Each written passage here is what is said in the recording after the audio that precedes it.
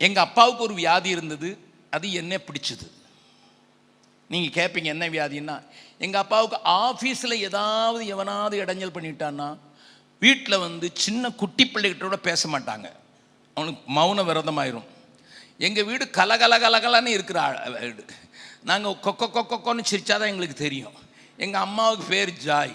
Joy இருக்கிற இடத்துல Joy தான் கலகலகலகலன்னு இருக்கும். எங்கள் அப்பா மௌன விரதம்னா எங்கள் வீடு மயானமாயிரும்.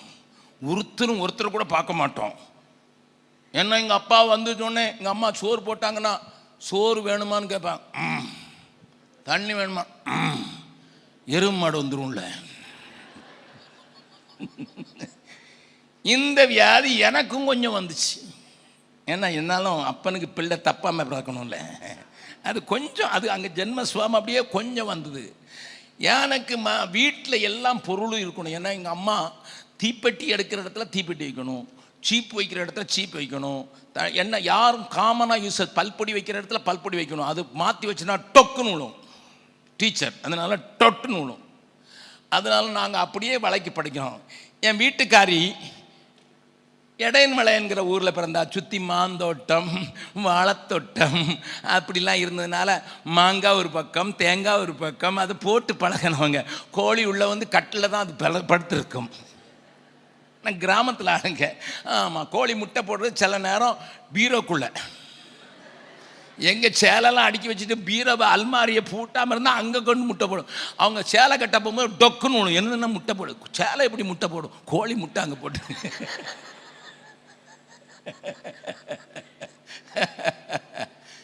அப்படி வளர்ந்தவா.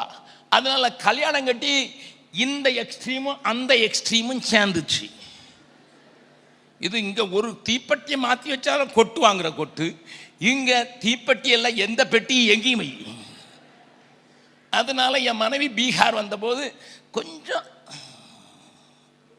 பின்னால் கற்றுக் கொடுத்துட்டேன். அப்படி கொஞ்சம் இருக்கும். எனக்கு உடனே எங்கள் அப்பாவின் ஆவி இறங்கும். எலியாவின் ஆவி எலிசாவின் மேலே ரெட்டத்தினே இறங்கும். நான் பேச மாட்டேன். காலையிலேருந்து சாப்பிட்றீங்களா, ஒரு சத்தம் கிடையாது. எங்கள் அப்பாவது ஆன்னு சொல்லுவார், நான் அதுவும் சொல்ல மாட்டேன். டீ குடிக்கிறீங்களா, என் மனைவி தெரிஞ்சிடும், வந்துட்டு ஆவி இறந்துட்டு. பின்னாலே தெரியவா, சாப்பிட்றீங்களா இருக்கீங்களா வைக்கிறீங்களான்னு பின்னாலே தெரிஞ்சு. சாயங்காலம் சூரியன் அஸ்தமிக்கிறது முன்னால் நாங்கள் ஒன்று ஒப்புரவாகி கையை பிடிச்சி ஜோம் பண்ணி அந்த நாட்களை கடத்துறது வழக்கம். பக்கத்தில் கையை பிடிச்சி சொல்லுங்கள், ஜன்ம சுபாவம் அப்பப்போ வரும். அப்பா அம்மா விட்டுட்டு போன சொத்து வரும், தாத்தா பாட்டி விட்டுட்டு போன சொத்து வரும். அப்போ அதை கொட்டி வைக்கணும்.